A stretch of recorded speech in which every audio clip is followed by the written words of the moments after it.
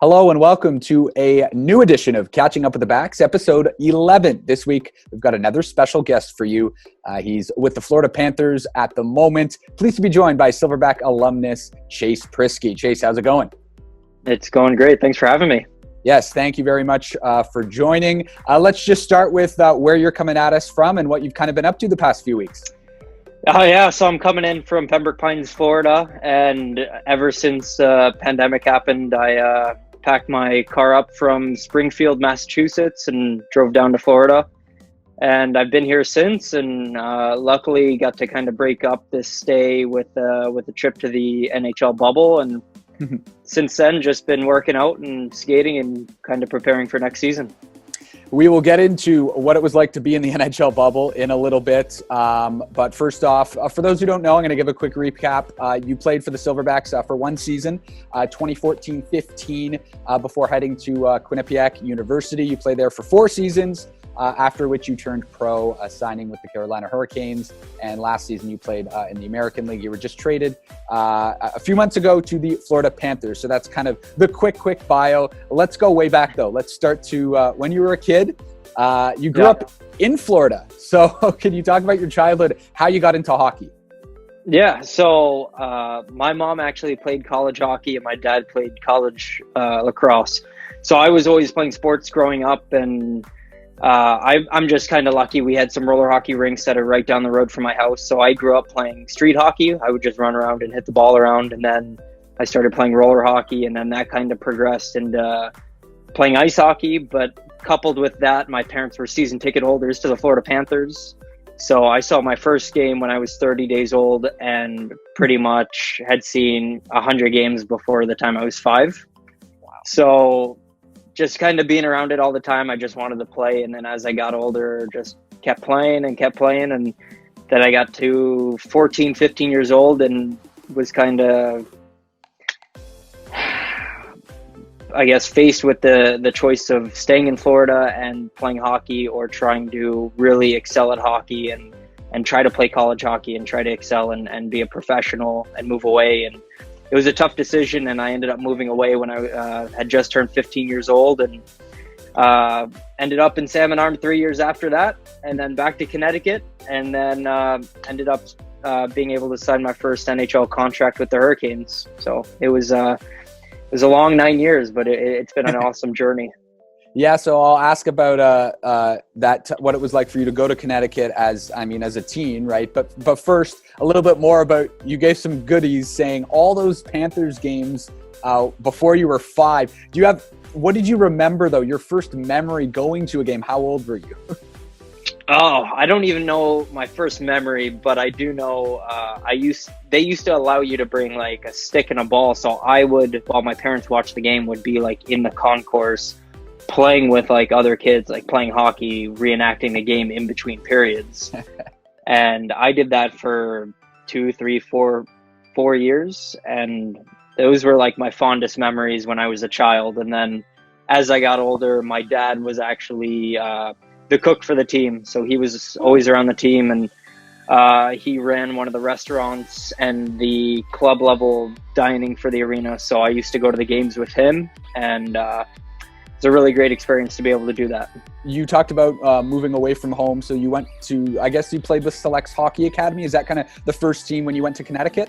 Yeah. So Selects Hockey Academy was actually based out of a prep school in Connecticut, and I was on the inaugural team there. It was a U16 team, and I had a fantastic 3 years there, and I had the best staff that I could have possibly wanted to work with, and I still keep in touch with them to this day. And after my senior year, I was debating if I should go to the USHL or the Bchl, and ended up getting put in touch with Troy Mick, and Logan was going to Quinnipiac with me at the time. So it was just kind of like the perfect fit, and it all kind of came together, and I was able to come out to Vernon that summer.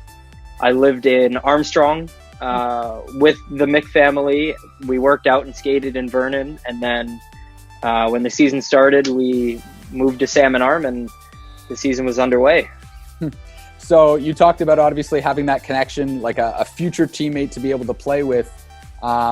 What else, though, was it about the BCHL and maybe Salmon Arm that was kind of appealing, that you thought might be a good fit for you? Two things, definitely. I think from a hockey standpoint, it was definitely, in my opinion, a more offensive league than the USHL. And it really allowed players to be creative. And, you were winning games 5-3 or 6-4. Sometimes on a night where no one decided to play defense, you were winning 8-6. I don't know if that's how it is anymore, but it's a lot of fun, and there's a lot of creativity, and you kind of get to learn that route of the game, and that kind of worked with me as an offensive defenseman. And then the second part was, as an 18-year-old, I had the chance of a lifetime to be able to move across, I don't want to say the country, but the world, live in another country, play hockey, and it was just too good of an opportunity to pass up.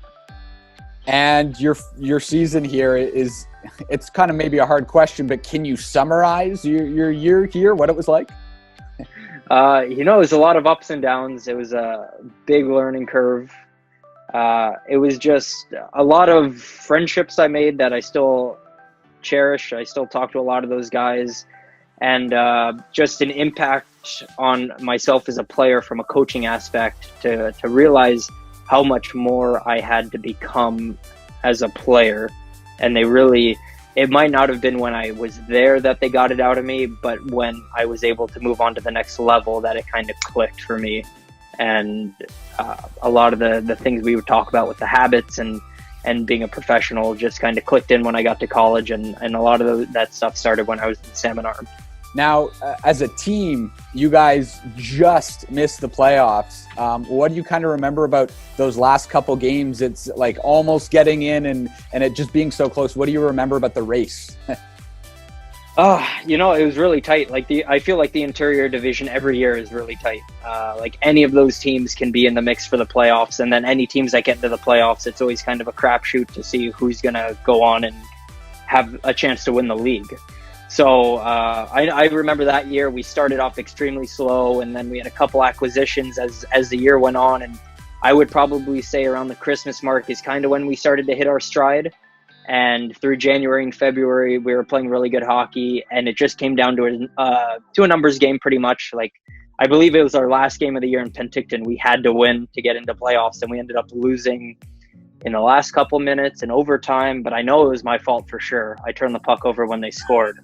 So I'm not going to say the whole season was my fault, but we needed to win that game, and I did not come through for the guys in turning that over. So I hope they forgive me. But no, I mean, it's crazy how just over time, a couple games here and there can accumulate, and you just start to ascend the rankings. And that's kind of the team we were. We were a second half team, and if we would have had a little better of a first half, I think we would have been in prime position for playoff hockey. Now, you came to the Silverbacks. You talked about that scholarship to Quinnipiac. How did that come about? I think a lot of it had to do with Quinnipiac has extremely strong pipelines to the Bchl. My whole class going into Quinnipiac actually played in the Bchl the year before. So we had myself from Salmon Arm, Luke Shiplow and Thomas Aldworth from Vernon Vipers, Scott Davidson and Craig Martin from Trail, and then Daniel Fritz from Coquitlam. So our whole class was out of the Bchl. The class before us routinely was out of the Bchl too. So they had always scouted the Bchl very heavily, and they liked that style of play because it meshes well with what we did at Quinnipiac. And just between our connection with Logan Mick, it was just something that kind of easily fell in place. And after seeing pictures of the facility and the town, it was just kind of a no-brainer for me to be able to go out and experience a new way of life, a new way of hockey, and just put that feather in my cap. You talked about the high-scoring games in the BCHL. It might not be that many nowadays, 8-7 games, but can you talk about how the skill of the league translates to the NCAA?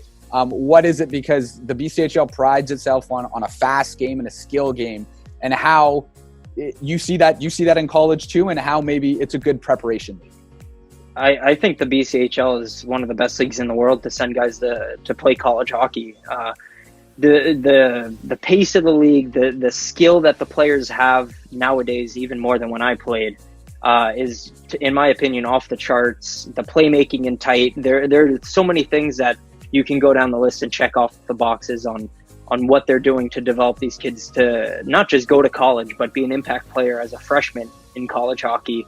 And you can kind of see that around like every league in college. Like there are kids moving from the Bchl to the NCAA that are legitimately impact players for their respective programs. So I think just continuing to work on the creativity, the tight in tight plays, I should say, and just like the confidence is the three biggest things for me. Now, playing in the community of Salmon Arm, what do you remember most about playing in front of these fans and in the city? I thought we had the best fans in the BCHL. I think everyone says that about their fan base, but in Salmon Arm, it's actually true. You have the best fans in the BCHL. I don't know if they still do it, but the monkey that goes across the rink, yeah, the Silverback, when you score, there's nothing that beats that.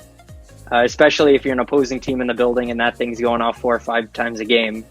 The best feeling ever for us, probably the worst feeling for them. But just an incredibly supportive community that would always come out and support the team, even when we did struggle. And then as we turned it on, obviously, the emotion got even better in our building, and it was a very memorable place to play. Can you talk about your transition from Salmon Arm, your first year in the NCAA with the Bobcats? How did you find that transition? The transition was tough. I'm not going to lie. It was, you don't really expect going from playing with players that range from anywhere from 16 to 20 years old to going to a program like Quinnipiac, where they usually recruit older players. So like when I went in as a 19-year-old, our whole senior class was 25. So for me, it was a big adjustment. Just you're not playing with kids anymore. They're men. Like they're physically developed. They've been lifting weights now for close to 10 years, where I had only been lifting for 2 years. So in that aspect, there was a big adjustment. But from an on-ice perspective, the creativity was there, and my ability to want to be an impact player was there, and just the drive to get better every day. And I think those three things really helped the transition when things like strength and conditioning that I had previously lacked weren't there, but had gotten better throughout my freshman year. Mm-hmm. And in your first year, you were named to the all-rookie team. How do you think, well, first off, what did that mean to you? And how do you think you were able to excel like that on the ice? I mean, it means a lot. It's anytime you get recognized by your peers and other coaches and staff as one of the better players as a freshman, it's definitely a boost to your ego. But I think that's not necessarily an individual award. Like we had such a dynamic team and such a successful team that they made playing games easy for me. And I think that was kind of where my confidence took off. And every day in practice was an absolute battle. And at Quinnipiac, we wanted to make the practices harder than the games. So when we got to game time on the weekend, you had already put in the work Monday through Thursday, and you were ready to go for Friday night. So for me, it was just making sure I worked hard during the week and won some battles. And game time Friday night, you let go and you just play hockey. And I think that was the best thing for me. You talked about the team helping you. What a first year it was from a perspective of going far. I mean, ECAC champion, but you guys actually went all the way to the national championship. As a freshman, what is it like to experience that and to go so far in the playoffs? I think you take it extremely for granted as a freshman, because it's your first time doing it. So you just think, oh, like we'll just do this every year. And then your sophomore year comes and you get a little more responsibility, and you realize how much of an impact that senior class had made. And it's a lot harder to get there. And then your junior year comes and you even get more responsibility, and it just comes natural to winning, and it doesn't come as easy as it did that year. So, I mean, I definitely took it for granted my freshman year, but being able to look back and see how much fun we had as a group was hands down the best experience that I've had in my 4 years of college. After your first season, you were drafted to the NHL in the 6th round by the Washington Capitals.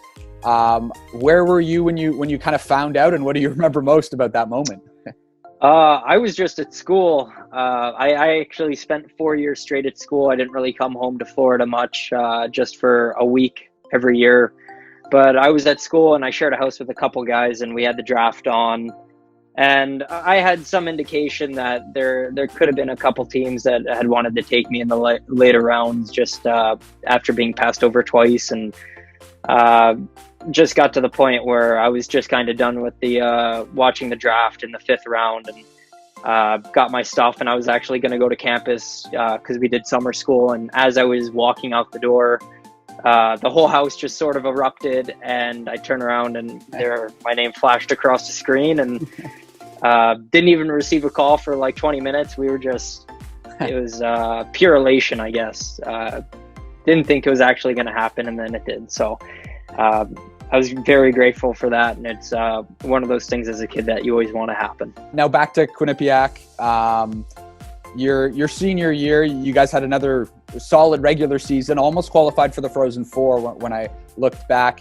What do you remember about that regional final game against, you lost to the eventual champion, Minnesota Duluth. What do you remember about that game? They were a great team. If there was a team to lose to, I think that would be the team to eventually lose to. But I mean, my senior year, we just had very, very similar characteristics to my freshman year. We just had a great group of guys. It was 27 guys that all loved to come to the rink and have fun, and we competed hard, and practices were harder than the games. And you could just tell, like, guys were excited to come to the rink and they wanted to be around each other. And that was kind of the attitude we had. And I think that's why our bond as a team grew so strong, and we made it so far into playoffs. It was definitely a memorable year, and it was a great one.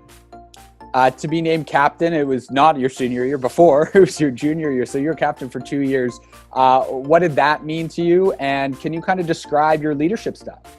It was extremely humbling, especially as a junior, to come in and be awarded the C by your peers and your coaches. And I don't even know where to start. I came into my junior year, and I hadn't worn a letter in 3 years, so it had been a while. I had always thought of myself as a leader on the team, but you always kind of look up to the guys that do have letters. Not saying that if you don't, you can't lead, but it's a different sort of style of leadership when you do. And then going into my junior year, I guess as a team, we didn't really find consistency and success. We really teetered on the line of being just an average team for some reason. And that was kind of the year that I tested the waters on how I wanted to be a leader. And then going into my senior year, I really think my leadership style kind of started to take control and take control of the locker room, and just making sure that we had all the guys pulling on the rope in the right direction. And I don't want to say I was an in-your-face sort of leader, but I'd let guys know when they weren't doing the right thing and when they weren't being good enough. And sometimes I was tough, sometimes I was too tough. Sometimes I should have been a little nicer, but at the end of the day, we had one goal, and that was to win a national championship. And I was extremely proud of the group we had and everything we had done that year, especially with the young team. And I think looking back, a lot of those guys realized that I wasn't doing it to be mean, but because I saw so much more potential in themselves than they had on the ice. That senior year for you, I mean, 17 goals, Hobey Baker finalist, first team all ECAC hockey team. What do you think you were able to kind of explode offensively? What led to that, and to again receive that recognition? It's kind of a different recognition. One thing is in your first year being all rookie team, but then Hobey Baker finalist, that's got to feel a little bit different. Yeah, it's not something, it's not really an accolade that I kind of set for myself during the years. I set some personal goals, but kind of just exceeded what I had set out for myself, and just put all my eggs in one basket. Like, it was our last go, and it was the last time I was going to be able to put a Quinnipiac sweater on, and I just wanted to make sure I left as much of a legacy as I could there. And fortunately for me, I was able to find the back of the net a little more than I had in previous years, and it just kind of seemed like the puck bounced my way a lot more than it had previously. So, I don't know if there's too much. I will say that I have to give a lot of credit to our D coach there, Joe Dumais. He spent, I don't know, countless hours working with me one-on-one, watching video, cutting clips, extra ice time, anything you needed, he was there. And so a lot of it, I've got to say, will go to him. Just in when I wasn't good enough, he made sure I knew it. And even when I was good, he always kind of had something for me to do better. So I think he really changed my career. After graduating, can you take me through the process of what it was like for you before you signed that contract with the Hurricanes? How did it work? How did it come about? Yeah, so I was drafted by Washington, so they had my initial rights, and going into my senior year, I really teetered if I should sign, if I should stay. Ultimately, I ended up staying because I wanted to leave the program in a better spot than I originally would have if I were to leave after my junior year, just because we only had an average year, and I wanted to leave kind of bringing that team back to being a national powerhouse. So I decided to stay, and I had told my family advisor at the time, now my agent, I don't want to be bothered with anything. I want to play hockey. I want to just be one of the guys. I want to go to school. When our season ends, we can talk about it. And I got to say, I will give him a lot of credit, because it's not easy to not bring it up ever. But for 6 months, he let me do my thing, and he gave me feedback, and that was it. And then after the season, took a week to have fun with the guys and enjoy it, and then drove down to New Jersey from Connecticut and met with him and his partner, and just kind of went over every scenario that we could do. And at the end of the day, I had decided that I was going to wait till August 15th to become a free agent. And I think those 3 months were like the longest 3 months of my life, not knowing where I was going to go, and like what teams were going to offer me when free agency opened up, and if I would have any offers. So it was just a lot of nerves. And then come to free agency, I had met with had phone calls with 5 to 7 teams, and then had a second round of phone calls with about 5 teams, and took a day to figure it out. But I had been tracking like their prospect pool and their cap and how many players they have on their team. So I had a good idea from a number standpoint, kind of the 5 to 7 teams I had eyed in on and wanted to go to. And then had phenomenal conversations with Rod Brendamore, and we saw eye to eye on a lot of things, and how he wanted to play hockey was the same way I did. And the culture they were developing in Carolina was something I wanted to be a part of. So at the end of the day, I thought that was the best place for me to go and sign my first contract. And I'll be forever grateful that they awarded me the opportunity to do that.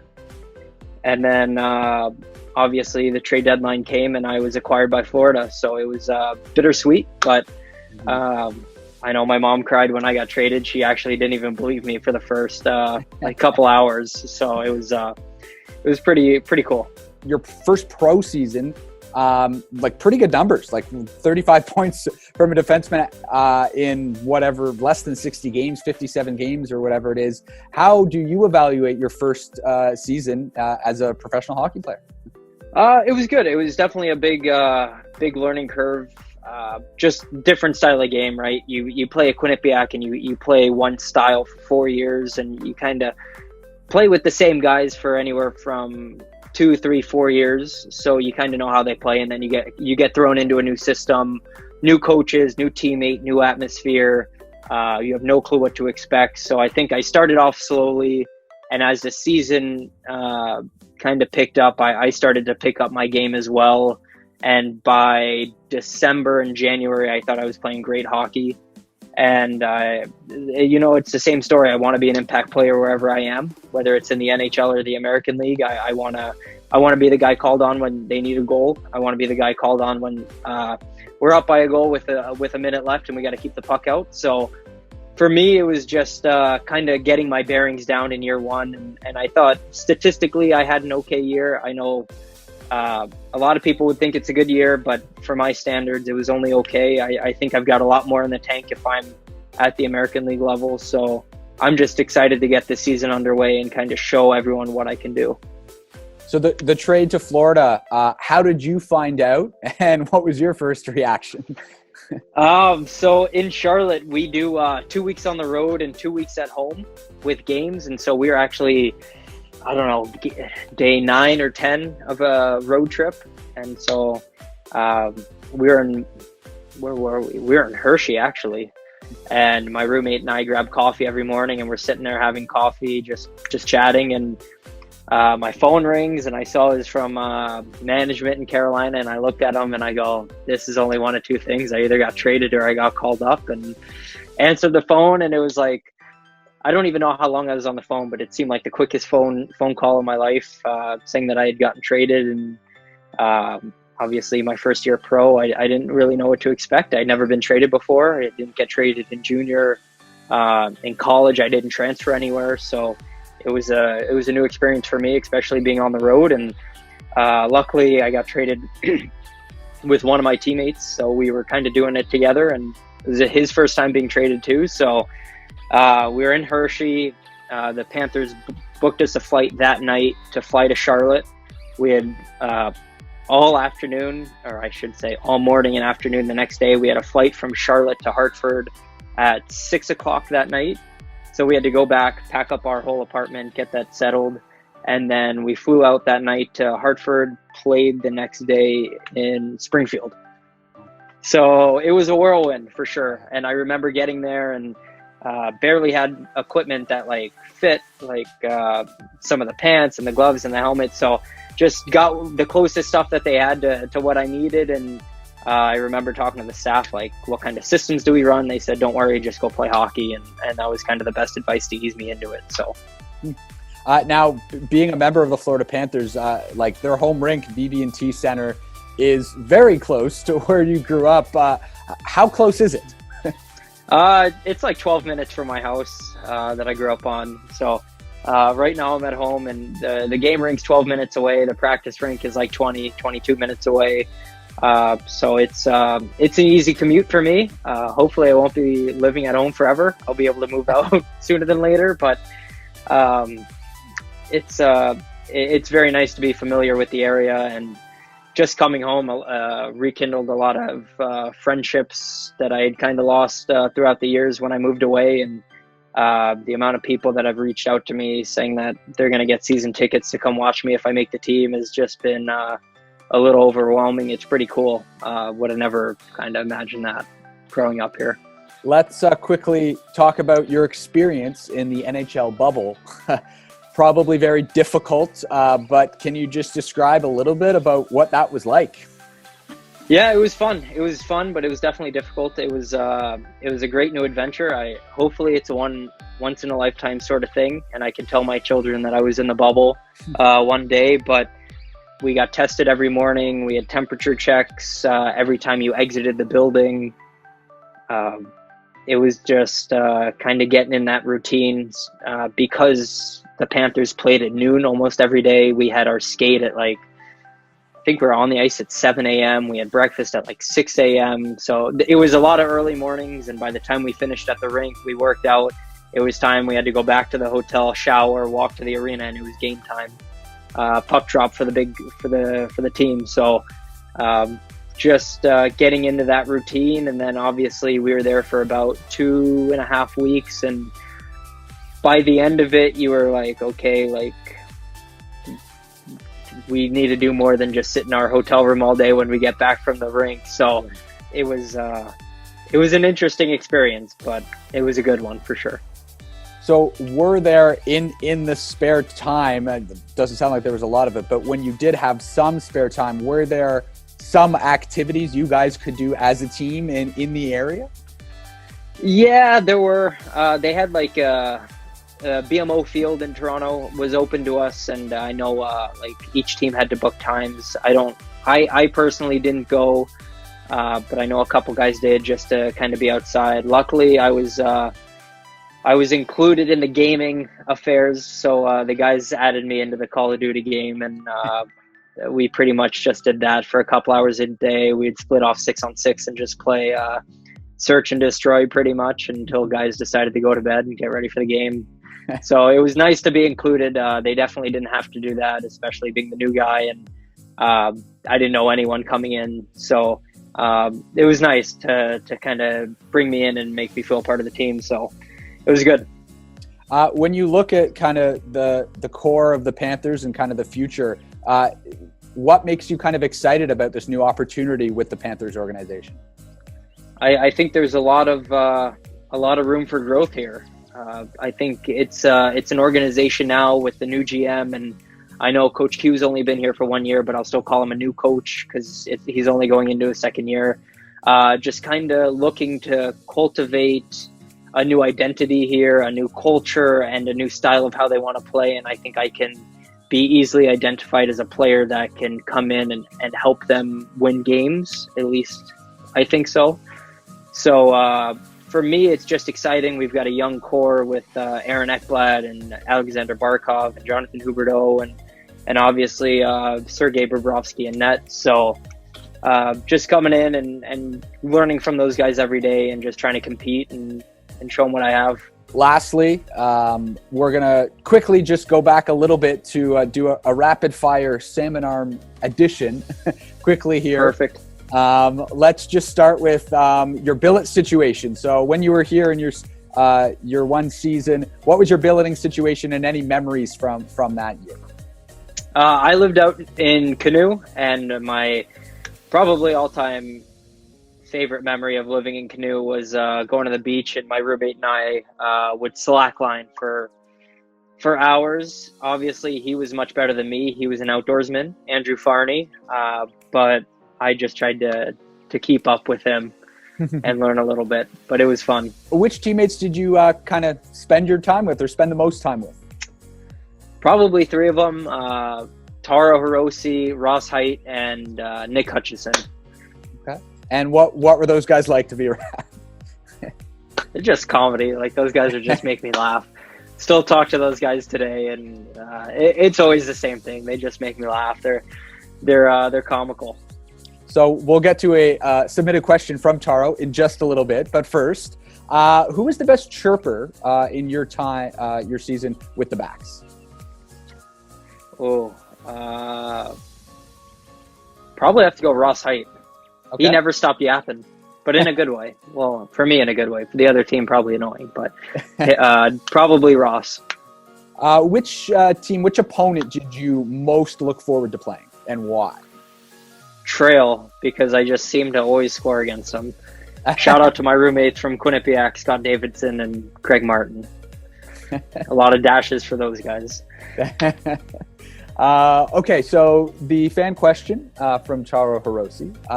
Is it true that you were the founder of DQ Monday? And I was going to ask about your favorite spot to eat at in Salmon Arm. So that kind of goes together. So what is the story behind it? I don't even know. I can't take credit for being the founder because I don't vividly remember who started it.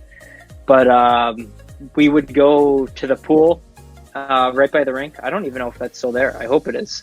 Yeah. Oh, it is. Okay, good. Yeah. So there was a group of us that would go there, and we would just hot tub and hang out in the pool, and they had diving boards, and we'd hang out there for like an hour or so, and then we'd go to Dairy Queen and we'd hang out and just they had a big table in the back. It fit like 10 of us, and we would just sit there and just have ice cream and just hang out and chat and talk, and I don't know, whatever we were doing that day. A lot of us were chirping about Xbox or practice or whatever it was, but it was a fun time, and we had an awesome group, and we started to do it religiously, which was pretty fun. Awesome. Lastly, I just want to ask any advice for current BCHL players looking to make that next step, and some have scholarships, some don't, but regardless, what do you have advice for them, for those who are looking to make the jump? I think the biggest thing is there's always someone watching, so just conduct yourself like a professional and how you would want to be portrayed, and just continue to work. I mean, it's not the end of the road, no matter what position you are in the BCHL, but as long as you go to the rink every day with a good attitude and you have fun and you work hard, anything's possible. Awesome. Thank you so much for joining us and catching up with the Backs. No, thank you.